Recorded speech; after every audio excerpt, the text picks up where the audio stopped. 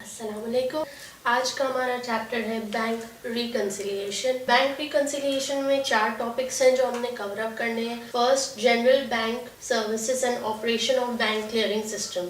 ये बेसिकली वही टॉपिक है जो हमने पिछले chapter banking receipts and payments में पढ़ा था। उसी के बारे में एक समराइज्ड वे में गिवन है कि बैंक कौन कौन से सर्विसेज प्रोवाइड करता है, ऑपरेशंस किस तरह से होते हैं बैंक के क्लियरिंग सिस्टम में, और किस तरह से पेमेंट्स एंड रिसीट्स को डील किया जाता है। ये तमाम बातें हमने उस पिछले चैप्टर में पढ़ ली थी। हम इसको बस चैप्टर से एक रीडिंग दे देंगे, that's it. Next, function and form of banking documentation. Function and form of banking documentation में क्या है, बेसिकली बैंकिंग सिस्टम का क्या फंक्शन है, किस फॉर्म के डॉक्यूमेंटेशंस होती हैं उसमें, जैसे कि पेइंग इन स्लिप्स है, डीडी है, एसओ है, that is standing order form, TD हो गया आपका डायरेक्ट डेबिट, फिर आपका क्रेडिट ट्रांसफ़र, फिर इसी तरह के और भी जितने फॉर्म्स हैं, स्टैंडिंग ऑर्डर फॉर्म। तो ये तमाम चीज़ें form of banking documentation form इसमें गिवन है। ओके, इसमें भी कुछ ख़ास नया नहीं है। नेक्स्ट जो हमारी नई चीज़ है वो है third topic, bank reconciliation statement. Bank reconciliation statement क्या होता है? बैंक हर महीने के एंड में अपने क्लाइंट्स को स्टेटमेंट प्रोवाइड करता है। स्टेटमेंट इट्स अ पेपर जिसमें उस पूरे महीने में बैंक ने और क्लाइंट के साथ क्या क्या ट्रांजैक्शंस की हैं, वो तमाम की तमाम डिटेल्स उस स्टेटमेंट में गिवन होती है। अब वो जब स्टेटमेंट हर महीने के एंड में बैंक प्रोवाइड करता है क्लाइंट को, क्लाइंट के पास आता है, तो क्लाइंट चेक करता है कि अच्छा जनवरी के महीने में ये सारी ट्रांजैक्शंस हुई हैं, let me tally it with my cash book. यानी कि क्लाइंट अपने पास एक रफ वे में या एक फॉर्मल वे में रिकॉर्ड कर रहा होगा कि अच्छा मैंने फ़लाँ तारीख को फ़लाँ सप्लायर को ये चेक काट के दिया, मैंने फ़लाँ तारीख को फ़लाँ दिन इतनी अमाउंट का चेक रिसीव किया, मैंने फ़लाँ तारीख को ये स्टैंडिंग ऑर्डर बैंक को दिया, मैंने फ़लाँ तारीख को एक क्रेडिट ट्रांजैक्शन की, एक डेबिट ट्रांसफ़र कराया, डायरेक्ट डेबिट कराया, एक स्टैंडिंग ऑर्डर दिया। इस तरह से जो क्लाइंट है वो भी अपने पास रिकॉर्ड कर रहा है। तो जब हम एक कंपनी के पास आते हैं, कंपनी के पॉइंट ऑफ व्यू से देखते हैं, कंपनी और बैंक का जो भी रिलेशनशिप है, बिजनेस और बैंक का जो भी रिलेशनशिप है, बिजनेस अपने पास रिकॉर्डिंग कर रहा है कैश बुक में। तो जब भी बिजनेस के पास वो बैंक स्टेटमेंट आएगा तो वो हमेशा, चाहे वो बिजनेस हो चाहे वो क्लाइंट हो, वो अपने बैंक स्टेटमेंट को अपने कैश बुक से टैली करेगा कि कहीं कुछ छूट तो नहीं गया, कहीं कोई गलती तो नहीं हुई, कहीं कोई बैंक की तरफ से गलती तो नहीं हुई, कहीं कोई मेरे अकाउंटेंट की तरफ से गलती तो नहीं हुई, कहीं कुछ छूट तो नहीं गया, all the transactions are recorded और नॉट, क्या मैच हो रहे हैं या नहीं, कहीं कोई फ्रॉड तो नहीं हो रहा, कहीं कोई घपला तो नहीं हो रहा। तो ये तमाम चीज़ें जब वो टैली करता है, उस टैली करने के प्रोसेस को या उस टैली करने के तरीके को बैंक रिकंसिलिएशन स्टेटमेंट कहा जाता है, बैंक रिकंसिलिएशन कहा जाता है। That we are going to reconcile our bank statement with our cash book details. अच्छा, अब ये क्यों किया जाता है? Why should be tally? हमें क्यों अंधा भरोसा नहीं करना चाहिए बैंक पे? हमें क्यों उस बैंक पे भरोसा नहीं है? हम क्यों ऐसे करते हैं कि हम अपने पास भी रिकॉर्ड करते हैं और फिर हम टैली भी करते हैं, हम चेक एंड बैलेंस भी रखते हैं, फिर हम सवाल भी करते हैं बैंक से कि अगर कुछ मिसिंग हो तो? ऐसा क्यों? ऐसा इसलिए because of the following points. Number 1, if any errors have been made they should be identified and corrected. यानी बैंक स्टेटमेंट आया और मैंने देखा कि कैश बुक में कुछ चीज़ें मिसिंग हैं या कुछ चीज़ें गलत लिखी हुई हैं या कुछ अमाउंट्स गलत लिख दिए गए हैं, तो मैं अपने कैश बुक को करेक्ट कर लूँ। या फिर मैंने कैश बुक में कुछ रिकॉर्ड किया और वो बैंक स्टेटमेंट में रिकॉर्डेड नहीं है, तो क्यों नहीं है? आखिर क्या वजह है? तो ये मैं बैंक से इंक्वायरी करूँगी इसके बारे में कि भाई ऐसा क्यों, ये क्यों मिसिंग है, मेरे पास तो ये नोटेड है, आपके पास क्यों मिसिंग है, ये इन्फॉर्मेशन मुझे प्लीज़ दीजिए, I have missed out it. Okay, next, cash book should be updated to include any receipts और payments that have not yet been recorded. Obviously जब बैंक स्टेटमेंट आपको मिलती है और आप देख रहे हैं कि कुछ ऐसी ट्रांजैक्शंस बैंक स्टेटमेंट में लिखी हैं जो आपने कैश बुक में नहीं लिखी, जो ओमिटेड है फ्रॉम द कैश बुक, तो आप अपनी कैश बुक को अपडेट कर लें, आप वो कर लें। पर ऐसा क्यों होता है, लाइक एक सवाल आता है जहन में कि ऐसा क्यों कि बैंक स्टेटमेंट और कैश बुक में डिफरेंसेस आखिर क्यों। मतलब मैं क्लाइंट हूँ या मैं बिजनेस हूँ, मेरा बैंक अकाउंट खुला हुआ है, मैंने चेक काट के दिया है, तो जाहिर सी बात है मैंने लिख लिया कैश बुक में और बैंक से वो पैसे चले गए। लेकिन ऐसा क्यों हुआ कि ये ट्रांजैक्शन मेरे पास तो रिकॉर्डेड है लेकिन बैंक से मिसिंग है, बैंक स्टेटमेंट में नहीं लिखी गई, क्यों ऐसा हो सकता है? इसकी बहुत सारी रीजंस हैं। इसकी रीज़न नंबर 1 ये है कि मैंने चेक काटने में कोई गलती कर दी, मैंने अपना साइन सही नहीं लिखा, या मेरा जो रिटन फिगर है और जो मेरा अमाउंट का जो फिगर है वो दोनों एक दूसरे से मैच नहीं कर रहा, अकाउंट पेई का नाम नहीं है। तो वो जब चेक बैंक में गया, वो 3 दिन लगते हैं बैंक को, 3 working days to process the cheque. 3 days बाद पता चला कि वो डिसऑनर हो गया चेक, डिसऑनर हो गया चेक। अब इस बात की खबर क्लाइंट को नहीं लगी, इस बात की खबर मुझे नहीं पता चला। ये मुझे कब पता चला? मंथ एंड में पता चला कि अच्छा मेरा फलां चेक तो डिसऑनर हो गया। ठीक है, तो ये इस तरह की चीज़ें होती रहती हैं बैंक्स एंड क्लाइंट्स के दरमियान। जब ट्रांजैक्शंस होती हैं तो बहुत सारी चीज़ें बैंक रिकॉर्ड कर लेता है, कैश बुक में रिकॉर्डेड नहीं होती, एंड बहुत सारी चीज़ें कैश बुक में रिकॉर्डेड होती हैं, बैंक ने रिकॉर्ड नहीं की हुई होती।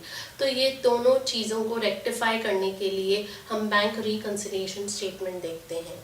अच्छा, आप ये भी सोच रहे होगे कि कैश बुक में गलतियाँ क्यों हो सकती हैं। इसका दूसरा रीज़न ये है कि हो सकता है जो अकाउंटेंट बिजनेस ने रखा हुआ है रिकॉर्ड करने के लिए, उसने बिकॉज बीइंग एन इनएक्सपर्ट और because of any other reason उसने अमाउंट गलत लिख दी। मैंने बोला 50,000 का चेक काटा है, उसने सिर्फ 5,000 लिख दिए, जल्दी जल्दी में एक ज़ीरो मिस कर दिया, तो अमाउंट में भी डिफरेंसेस आ गए। ठीक है, तो इस तरह के केसेस होते रहते हैं। तो बैंक अब हर महीने अपना स्टेटमेंट भेजता है एंड कंपनी या इंडिविजुअल का फ़र्ज़ है कि वो अपने कैश बुक के साथ टैली कर ले, ना कि 2-3 महीने बाद उसको ये याद आए कि अरे टैली करना था और गड़बड़ निकली है, and then what is wrong, where is this mistake और एरर कमिंग फ्रॉम, ये आइडेंटिफाई करना बहुत मुश्किल हो जाएगा अगर 2-3 महीने गुजर जाएँ तो बेहतर ये है कि हाथों हाथ उसको रिकनसाइल कर लिया जाए। So that is bank reconciliation statement. इसके ऊपर बहुत सारे सम्स हम करेंगे, ओके, ताकि हमें क्लियर हो जाए कि हमने इसको रिकनसाइल कैसे करना है। ये थ्योरेटिकल पार्ट मैंने बता दिए। Next, errors and omissions in the cash book. Obviously कोई गलतियाँ होंगी कैश बुक में, कोई ओमिशन होगा कैश बुक में, जिसकी वजह से हमारा bank statement will not tally with the cash book, because of which bank reconciled statement या बैंक रिकन्सिलिएशन करना ज़रूरी हो जाएगा। Okay, let's move on to the sums. Alright, bank reconciliation को करने के लिए 5 steps. Step number 1, opening balance on the bank statement and the opening balance in the cash book should be reconciled। यानी हम पहले ओपनिंग बैलेंस लेंगे किसका, bank statement में जो है और कैश बुक में जो है, दोनों को देखेंगे, दोनों में डिफरेंस होगा यकीनन। फिर हम नेक्स्ट स्टेप पे आएंगे।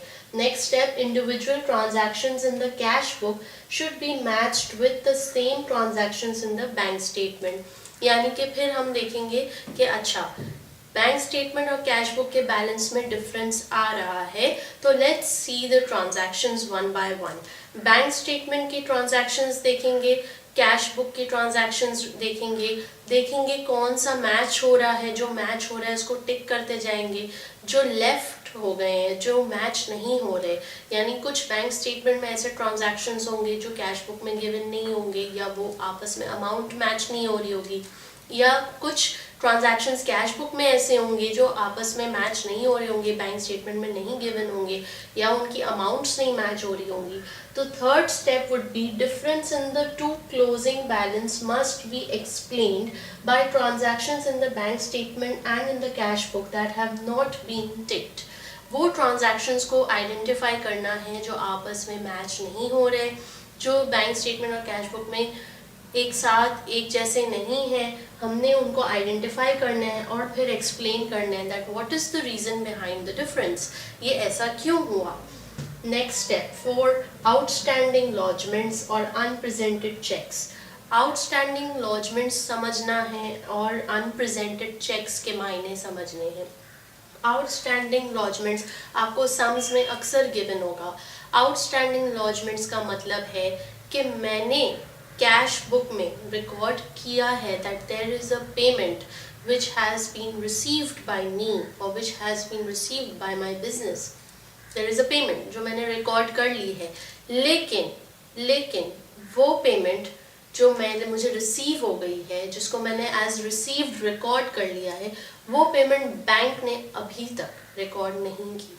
For some reason, we don't know, for some reason उसने रिकॉर्ड नहीं की. क्यों नहीं की ये हम बैंक से पूछेंगे तो पता चलेगा कि क्यों नहीं की. मे भी हो सकता है उसका चेक बोगस निकला हो, मे भी हो सकता है उसके अकाउंट में सफिशिएंट कैश ना हो, मे भी हो सकता है कोई चेक में इशू हो, कोई भी मसला हो सकता है. ओके, तो ये हो गया outstanding lodgements. Unpresented cheques. What are unpresented cheques? Unpresented cheques यानी मेरे बिजनेस ने कैश बुक में रिकॉर्ड किया है that one payment has been given, has been paid to XYZ, to whoever. मैंने रिकॉर्ड कर लिया है कि पेमेंट मेरे पास से चली गई है, लेकिन बैंक ने पेमेंट नहीं रिकॉर्ड की. बैंक ने पेमेंट पेड रिकॉर्ड नहीं की, मेरे अकाउंट से वो बैलेंस नहीं काटा. क्यों नहीं काटा इसकी वजह बैंक ही बताएगा जब हम जाके पूछेंगे that why this payment has not been made. That is called unpresented cheque. Okay, next step number 5, prepare BRS. Finally हमने बैंक रिकंसिलिएशन स्टेटमेंट बनानी है, जिसमें हमने बैंक स्टेटमेंट के ओपनिंग बैलेंस को लेते हुए या तो कैश बुक के अकॉर्डिंगली करेक्ट करना है, या कैश बुक के ओपनिंग बैलेंस को लेते हुए बैंक स्टेटमेंट को करेक्ट करना है. ये हमें सवाल बताएगा कि हमने बैंक स्टेटमेंट के अकॉर्डिंगली कैश बुक को करेक्ट करना है या कैश बुक के अकॉर्डिंगली बैंक स्टेटमेंट को करेक्ट करना है. तो जब हम ये सवाल करेंगे तो आपको सवाल से ही पता चलेगा that which way you have to solve it. Okay, here I have an example sum. Let's read it out and let's do it together. Balance on bank account for a business at the end of May was a debit of $269.36. अब ये क्या कह रहा है, इस statement का मतलब क्या है, इस सेंटेंस का मतलब क्या है? Balance on bank account. Balance on bank account का मतलब है कि कैश बुक की बात हो रही है कि कैश बुक में मैंने अपने बैंक अकाउंट में कुछ लिखा है. क्या लिखा है? A debit of $269.36. डेबिट किया है 269.36 का, यानी कि मैंने लिखा है कि मेरे पास बैंक अकाउंट में कैश रखा हुआ है $269.36. नेक्स्ट सेंटेंस, एक तरह से मुझे कैश बुक की ओपनिंग बैलेंस गिवन है. कैश बुक की क्या गिवन है? Opening balance. Okay, next. It was then discovered on receipt of bank statement that a standing order for $40 had been omitted from the cash book and the bank interest on a deposit account of $15.2 has been credited to the business account. What is the correct balance on the bank account at the end of May? Second sentence मुझे बता रहा है कि difference क्या आ रहा है, difference किस वजह से आ रहा है. तो it was then discovered on receipt, यानी जब मुझे बैंक स्टेटमेंट मिला तो मैंने देखा कि एक स्टैंडिंग ऑर्डर था $40 का स्टैंडिंग ऑर्डर, जो मैंने मेरे बिजनेस ने दिया हुआ था बैंक को, लेकिन हम भूल गए उसको रिकॉर्ड करना कैश बुक में. हम उसको कैश बुक से डिडक्ट करना भूल गए. Had been omitted from the cash book. यहाँ तक बात समझ आई? अगली बात, and the bank interest on a deposit account of $15.2 had been credited. और हमने बैंक स्टेटमेंट में ये भी देखा कि एक बैंक इंटरेस्ट हमारे अकाउंट में क्रेडिट कर दिया गया है. क्या कर दिया गया है? क्रेडिट कर दिया गया है. कौन क्रेडिट कर रहे हैं? बैंक क्रेडिट कर रहे हैं. बैंक स्टेटमेंट में क्रेडिट हुआ है. बैंक स्टेटमेंट में क्रेडिट होने का क्या मतलब है कि हमारे बिजनेस को पैसे मिले हैं. हमारे बिजनेस को पैसे मिले हैं कितने? $15.2. क्यों मिले हैं? क्योंकि बैंक इंटरेस्ट था, डिपॉजिट करवाया था हमने, कुछ पैसे डिपॉजिट करवाए थे, उस पे बैंक ने हमें इंटरेस्ट दिया था जो कि $15.2 था, जो कि हमने कैश बुक में रिकॉर्ड नहीं किया हुआ. ठीक है, तो हमें पता चल गया कि ये दो रीजंस हैं जिसकी वजह से हमारा बैंक स्टेटमेंट का बैलेंस और कैश बुक का बैलेंस डिफरेंट आ रहा है. तो let's move on. What is the correct balance on the bank account at the end of May. तो अब सवाल क्या पूछ रहे हैं, सवाल बोल रहे हैं कि बैंक अकाउंट को करेक्ट करिए, करेक्ट बैलेंस बताइए. बैंक अकाउंट को करेक्ट बैलेंस बताइए यानी कि कैश बुक का करेक्ट बैलेंस बताइए, कैश बुक का. सो ओपनिंग बैलेंस एज पर कैश बुक कितना है, $269.36. अब हमारा डिफरेंस क्या आ रहा है, हमने देखा कि एक $40 का स्टैंडिंग ऑर्डर हमने दिया हुआ था, वो हम कैश बुक में रिकॉर्ड करना भूल गए. तो इसको हम कैसे रिकॉर्ड करेंगे, we are going to deduct it less standing order. क्योंकि स्टैंडिंग ऑर्डर का हमने मतलब पढ़ा, स्टैंडिंग ऑर्डर मतलब पहले से मैंने एक फॉर्म में, एक लेटर में लिख के दिया हुआ है बैंक को कि हर महीने मेरे बैंक अकाउंट से इतने डॉलर्स, इतने पैसे काट लेना और फला शख्स को दे देना, फला शख्स के अकाउंट में डाल देना, फला चैरिटी ऑर्गेनाइजेशन के अकाउंट में डाल देना, वट एवर. ठीक है, तो स्टैंडिंग ऑर्डर $40 जो मैं डिडक्ट करूँगी. फिर जो नेक्स्ट पॉइंट था वो था बैंक इंटरेस्ट. बैंक इंटरेस्ट मेरे बैंक अकाउंट के बैलेंस को बढ़ा रहा है, यानी बैंक में जो मेरा पैसा पड़ा हुआ है उसको बढ़ा रहा है. तो कैश बुक में मैंने ये रिकॉर्ड नहीं किया, तो इसको मैं कैश बुक में रिकॉर्ड करने के लिए क्या करूँगी, I will add bank interest 15.2. इसको जब हम टोटल करेंगे तो हमारा आंसर आएगा 244.56. 244.56. So this is the corrected balance of cash book. ये सम हो गया है. अब हम मूव ऑन करेंगे दूसरे एग्जाम्पल पे. The second example, the BRS of High Limited shows outstanding lodgements of $2,300 and outstanding checks to suppliers of $2,000. The company bank account in the ledger shows a debit balance of $12,500. What balance does the balance statement, bank statement of High Limited shows?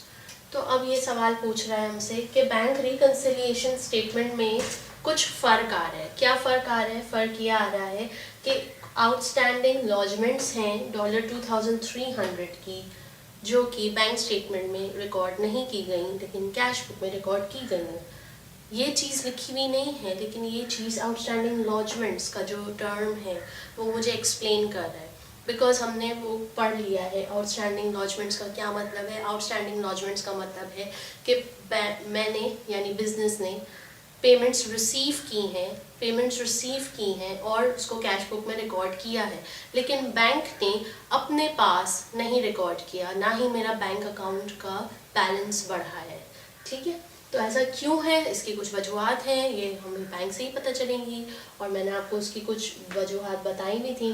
हो सकता है कि check bogus निकला हो सकता है कि customer के जो पेमेंट कर रहा है उसके बैंक अकाउंट में सफिशिएंट कैश ना हो. ठीक है, और भी रीजंस हो सकते हैं. And outstanding cheques to suppliers of $2,000. और ये जो डिफरेंस आ रहा है वो इसलिए भी आ रहा है कि कुछ आउटस्टैंडिंग चेक्स हैं. आउटस्टैंडिंग चेक्स यानी कि अनप्रेजेंटेड चेक्स, यानी कि हमारे तरफ से पेमेंट कर दी गई है, बिजनेस ने पेमेंट कर दी है, बिजनेस ने अपने पास कैश बुक में रिकॉर्ड भी कर लिया है, लेकिन बैंक ने रिकॉर्ड नहीं किया. बैंक ने अपने पास मेरे अकाउंट में से पैसे काटे भी नहीं और ना ही रिकॉर्ड किया. क्यों नहीं किया ऐसा, ये भी एक रीज़न, इसके बहुत सारे रीजंस हो सकते हैं. तो let's come back to the question. इसमें है in the ledger shows the company's bank account in the ledger shows a debit balance of $12,500. यानी मुझे कैश बुक का ओपनिंग बैलेंस गिवन है. क्या गिवन है, कैश बुक का ओपनिंग बैलेंस गिवन है. रीजंस बता दिए गए हैं, outstanding lodgements and outstanding cheques. What balance does the bank statement of High Limited show? और मुझसे पूछा गया है कि बैलेंस बताओ बैंक स्टेटमेंट का, कि बैंक स्टेटमेंट जब आया तो उसमें ऐसा कौन सा बैलेंस था लिखा हुआ कि जो मेरे इस कैश बुक के बैलेंस से मैच नहीं हुआ. तो let's move on. Cash book का balance, cash book opening balance $12,500. अब इसमें क्या चीज़ रिकॉर्डेड है जो मेरे बैंक स्टेटमेंट में रिकॉर्डेड नहीं है, वो है आउटस्टैंडिंग लॉजमेंट्स, यानी मैंने पेमेंट रिसीव की है जो मैंने कैश बुक में रिकॉर्ड की हुई है लेकिन मेरे बैंक स्टेटमेंट में रिकॉर्डेड नहीं है, तो मुझे उसूली तौर पे यहाँ से वो पेमेंट जो मैंने रिसीव की है उसको लेस करना होगा। Less outstanding lodgements, okay, $2,300। और कुछ आउटस्टैंडिंग चेक्स हैं जो मैंने रिकॉर्ड किए अपने कैश बुक में, जो मैंने डिडक्ट किए अपने कैश बुक में, लेकिन बैंक स्टेटमेंट में डिडक्टेड नहीं थे। तो जब बैंक स्टेटमेंट में डिडक्टेड नहीं थे तो मुझे यहाँ पे उस अमाउंट को ऐड बैक करना होगा। ऐड आउटस्टैंडिंग चेक्स 2000, जिसका आंसर आ रहा है 12,200। This is the balance as per bank statement. यहाँ पे कोई रूल नहीं है आउटस्टैंडिंग चेक्स है तो हमेशा ऐड होगा। No, you have to go it logically, you have to understand the scenario and understand it and then solve and then decide and make a judgment logically कि मैंने cash book में ये चीज़ deduct कर दी थी, cash book में नहीं deduct हुई थी तो अब मैं उसको ऐड बैक कर लेती हूँ। मैंने कैश बुक में फला चीज़ ऐड बैक ऐड की हुई थी, बैंक स्टेटमेंट ने ऐड नहीं की तो मैं डिडक्ट कर देती हूँ। डिडक्ट कर देने से क्या होगा, स्टेटमेंट का बैलेंस आ जाएगा। यही क्वेश्चन अगर हम बैंक स्टेटमेंट के पर्सपेक्टिव से कर रहे होते कि बैंक स्टेटमेंट का ओपनिंग बैलेंस गिवन होता और हमें पूछा गया होता कि कैश बुक का बैलेंस बताओ, तो हम यहाँ पे उल्टा कर देते, इसको हम ऐड कर रहे होते, इसको हम लेस कर रहे होते। ठीक है, क्लियर है? तो इसका कोई रूल नहीं है कि ये होगा तो हमेशा लेस होगा, ये होगा तो हमेशा ऐड होगा, नहीं। You have to follow, you have to use your brains, you have to understand the scenario, understand the question, and it can only happen when you understand the terminologies. When your concept of the terminologies is clear, then only you will be able to understand the question and then only you will be able to solve the question. Okay, it is very easy. अगर आप इसको understand कर लो तो ये बहुत easy topic है और मज़ा भी आएगा, इंटरेस्टिंग टॉपिक है। आई होप मैंने थोड़ी सी एफर्ट की है इसमें इसको समझाने में। आप और मज़ीद सम्स प्रैक्टिस कर सकते हैं from your revision kit, from the back side of the book, okay, and then you can see whether your concepts are clear. एक और बात मैं कहूँगी अपने तमाम व्यूअर्स से एंड स्टूडेंट्स से कि I am focusing, I really emphasize on book reading. आप एक दफ़ा चैप्टर ज़रूर रीड करो। Once you have watch the lecture, एक दफ़ा आपके कॉन्सेप्ट्स क्लियर हैं, आपने कहीं से क्लास ले ली है कोई ट्यूशन प्रोवाइडर से, या एक दफ़ा आपने मेरे वीडियो लेक्चर देख लिया है, good, but you must go through the book chapter, you must read the chapter at least once. Reading skill polish होगी एंड दूसरी बात, आप जल्दी रीड करके अंडरस्टैंड करने की हैबिट बनाओगे, जल्दी से रीड करके उसको कॉम्प्रीहेंड करने की हैबिट बनाओगे। इससे क्या फ़ायदा होगा, इससे ये फ़ायदा होगा कि आप जब भी एग्ज़ाम हॉल में जाओगे, questions will be coming to you in English and nobody will be there to explain to you what the question is asking। क्योंकि हमारी मदर टंग इंग्लिश नहीं है तो बहुत सारे बच्चे इसमें फंस जाते हैं। तो इसलिए मैं अभी से एम्फोसाइज करती हूँ कि आप लोग भी बेसिक लेवल से स्टार्ट करें। You must emphasize on reading the chapter, reading in English and comprehending it as fast as possible, ताकि आप क्वेश्चन पेपर के जब सामने बैठोगे तो आप फ़ौरन क्वेश्चन पढ़ो, फ़ौरन उसके रिक्वायरमेंट्स अंडरस्टैंड कर लो। और कॉन्सेप्ट्स तो क्लियर हो ही जाते हैं, लेकिन जब तक आपको क्वेश्चन या सवाल की रिक्वायरमेंट नहीं समझ आएगी, how are you going to solve this question. अगर आपको ये लगने लगे कि ये जो है बैंक रिकन्सिलिएशन स्टेटमेंट और ये जो ओपनिंग बैलेंस गिवन है, ये ओपनिंग बैलेंस बैंक स्टेटमेंट की गिवन है, तो आपका पूरा सवाल गलत हो जाएगा, आप आंसर गलत दोगे। तो आपको ये जानना, ये समझना कि bank account in the ledger का क्या मायना है। इसका मायने ये है कि कैश बुक का बैलेंस गिवन है। ये सब तभी समझ आएगा जब आपकी रीडिंग थरो होगी, कॉन्सेप्ट्स क्लियर होंगे and also reading and comprehending skill आपकी बहुत स्ट्रॉन्ग होगी, फास्ट होगी। तो आप टाइम पे पेपर ख़त्म करोगे, सही क्वेश्चन समझोगे तो ही सही आंसर दोगे। ठीक है, thank you very much and hope to see you in the next video. Till then, take care. Allah Hafiz.